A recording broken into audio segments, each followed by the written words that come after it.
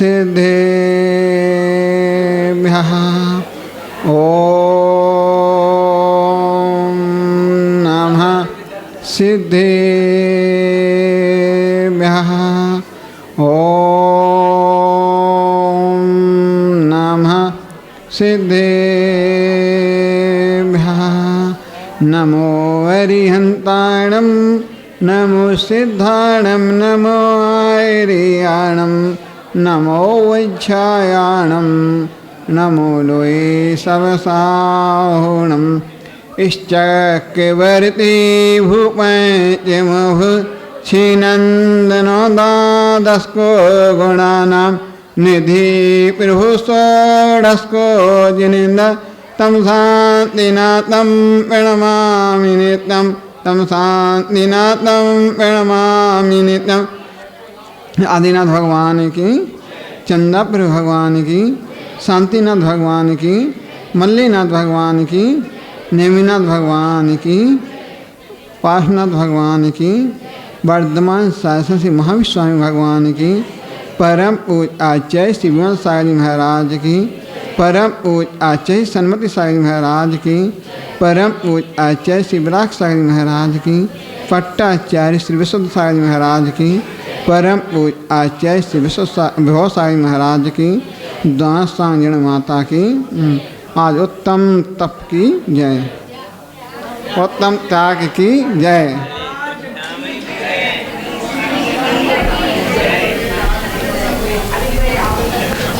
भव्य बंधु, कल अपन लोगों ने तप का वर्णन किया था, तो याद वे ही रही। तो देखते हैं कि त्याग हमारी आत्मा का स्वस्थ सुंदरता बनाता है। जिस प्रकार देखते हैं पेड़ का वृक्ष भी होता है, उसमें पत्ते लगते हैं, वो भी समय अपने पत्तों को छोड़ देता है। फल भी लगते तो फल भी छोड़ देता है। जिस प्रकार अपने शरीर में यदि श्वास लेंगे छोड़ेंगे नहीं तो अपने अंदर बीमारी का होगा। यदि अपने अंदर भोजन तो कर लिया है, मल विसर्जन नहीं करेंगे तो बीमारी बढ़ेगी। तो त्याग करते हैं। तो देखते हैं जिस प्रकार गाय होती है, वो भी अपने उसके गाय के स्तनों में दूध आ जाता है। यदि वो ग्वाला नहीं लगाए, छोड़े नहीं गाय, तो अस्वस्थता का कारण बनेगी। जैसे गाय भी होती है तो अपना दूध छोड़ देती है। तो देखते हैं कि हम जानते हैं कितना जरूरी है कि देखते हैं सांप होता है, आपने सांप को देखा होगा। सांप के अंदर जो कांचली होती है तो उसको भी छोड़ना पड़ती है। अकेले आचार्य भर में बोलते हैं बाहर के छोड़ने से कुछ नहीं होता है। जब तक अपने अंदर से कसायों को नहीं छोड़ेगा, त्याग नहीं करो, जब तक कुछ नहीं होगा।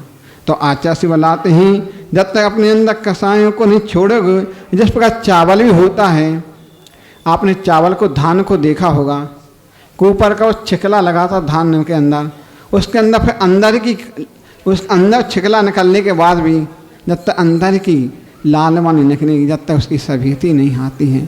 तो अपन को देखना है कि कैसे त्याग करना है। तो आचार्य भगवान बतलाते थे कि त्याग एक प्रकार से नहीं होता है, त्याग कई प्रकार से किया जाता है। तो त्याग के लिए अपन लोग देखते हैं एक एक दिन के लिए अपन छोड़ते जा रहे हैं, त्याग करते जा रहे हैं। आज 8वां दिन हो चुका है, 8 दिन के पहाड़े पे चढ़ चुके हैं। अपन लोगों ने सावक के 8 मूल गुण भी होते हैं, तो उसको भी त्याग के रूप में कहते हैं कि कैसे कैसे त्याग करना है। तो आचार्य से बतलाते हैं कि आहार दे करके उसका प्रभाव श्री सेन राजा चलकर अगले भाव में शांतिनाथ तीर्थंकर बनी। औषध दान के प्रभाव से व्यस्तन सेना सर्वदधि रिद्धि की प्राप्त हुई।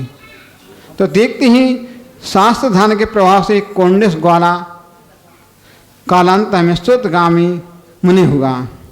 आवास दान में त्यंच पर्याय में रहने वाला शुकर शुभ भावों से मानकर दीप गति को प्राप्त हुआ। विशेष ये बात है कि बहुत दान दिया जाए, सत्पात्रों को वह दान व्यर्थ न माना जाता है।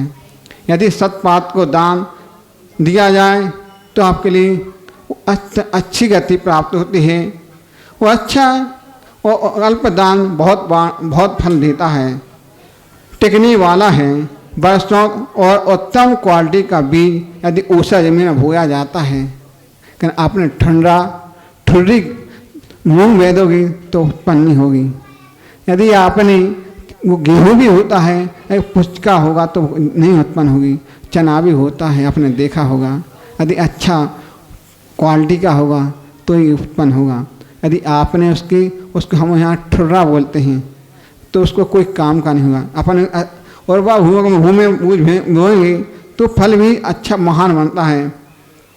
तो देखते ही कि बताते हैं कि दान की 3 गति होती हैं, कि एक तो दान, भोग और नाश।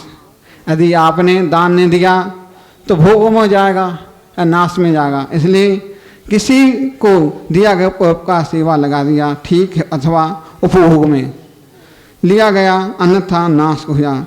जो देता है वह पाता है, जो संग्रह करता है उसका यही पड़ जाता है, रह जाता है। जो दिया वह स्वर्ण हो जाता है। इसलिए अपन को जो लिया जाता है, जो दिया जाता है, इसलिए अपन को देखते ही कि कितना भी अपन कमाते रहो, एक कुआं भी होता है, कुएं के अंदर पानी रहता है, यदि नहीं निकालोगे तो सड़ेगा। यदि आपके अंदर 1000 रुपये की आपके अंदर है, कमाते हो दिन का, यदि आप उसमें 10% भी त्याग करते जाओगे तो आपको उतना दान का पुण्य मिलेगा। तो यदि आपने जोड़ते जोड़ते जाओगे तो कहाँ करोगे, एक दिन जिस प्रकार देखते ही आपने जोड़ते जाते हो तो सर्प भी बनोगे। इसलिए सर्प न बन के अपना अच्छा दान देते रहना चाहिए। और आचार्य समर्थ भरत स्वामी बतलाते थे कि यदि साधु को यदि आपने विनयपूर्वक नमस्कार करते हो तो उच्च गोत्र की प्राप्ति होती है। तो और फिर जो दान दे कर के जो दान देते हैं, भोग मिलते हैं, उपासना करते हैं, यदि आपने पूजा भी की है तो उसको प्राप्ति होती है। इसलिए बोलते हैं सम्मान होता है, उसकी भक्ति। आप लोग कहते हैं कि हमारा शरीर सुंदर हो, हमारा अच्छा गला अच्छा हो।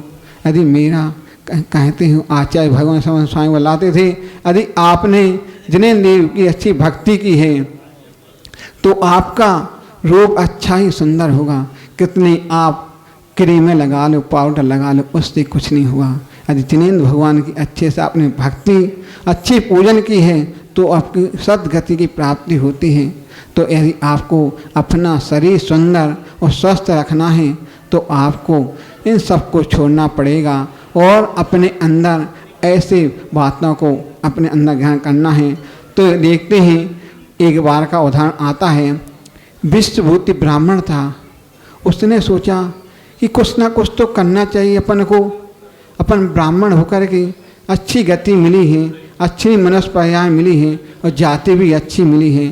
तो बोलता है कि कम से कम अपन उसको सोचता है कि अपन साधु के लिए कुछ ना कुछ तो कर सकते हैं।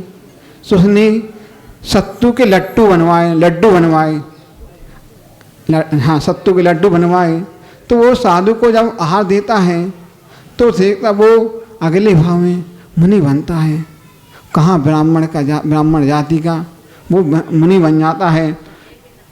और जब लड्डू दे करके वहाँ पंचाशा की वस्ती होने लगती है देवों के द्वारा। फिर दूसरी बात आती है कि एक बार की बात है कि श्री कृष्ण ने सोचा, उन्होंने मुनिराज को देखा कि महाराज जी का कितना स्वास्थ्य गंभीर होता जा रहा है, शरीर कमज़ोर होता जा रहा है। तो उन्होंने जब देखा, वैद्य जी को बुलाया। तो उन्होंने वैद्य जी को बुला करके साधु का इलाज करवाया, दिखाया। तो उन्होंने देखा कि साधु इतने बीमार हैं। तो तुरंत वैद्य जी को बुलाते हैं। तो वैद्य जी ने देखा महाराज जी का शरीर हिलता, गर्म स्वास्थ्य बढ़ता, खराब होता जा रहा है। फिर देखते ही वैद्य जी ने सलाह दी कि आपको लड्डू बनवाना है और लड्डू के साथ औषधि देना है। तो देखते हैं औषधि देना है, तो औषधि देना है तो उन्होंने लड्डू को मिश्र औषधि में मिश्रित करके लड्डू बनवाए। अन्य सूचना करा दी है, डिंडोरा पिटवा दिया है कि आप साधु का पड़घान करना है। अकेले पड़घान राजमहल में होना चाहिए, क्योंकि उनका इसलिए कहने की भावना थी उसकी कि जिससे, क्योंकि अन्य दवाई औषधि राजमहल में जाएगी तो साधु को व्यवस्थित दवाई चल जाएगी। उन्होंने कहा, उनकी भावना अच्छी थी, जिससे साधु का स्वास्थ्य अच्छा हो गया। उन्होंने दवाई के प्रभाव से उसका त्याग करके उसने भी अपना भाव सुधारा। तो देखते हैं कि मनुष्य को कभी मनुष्य पर्याय मिली है, उन्होंने उस महान पुण्य का संचय कर लिया।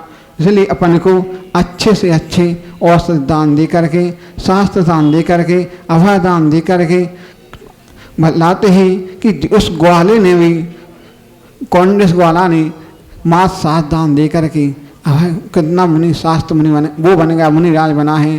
तो अपन को कभी भी दान में कोई कमी नहीं करना चाहिए। बोलते हैं साधु के लिए एक प्रकार का नहीं, हर प्रकार का आपके लिए त्याग के साथ साथ दान दे सकते हो। जैसे बताते हैं माँ साधु तीनों चीज़ें होती हैं, पिछी कमंडल शास्त्र, तो शास्त्र का भी भरपूर दान करो, धर्म और उनके उससे खूब अपन प्राप्त करो, जिससे अपन के सम्यक की रत्नात्मक प्राप्ति हो। इसी भावना के साथ बोले महावीर स्वामी की जय।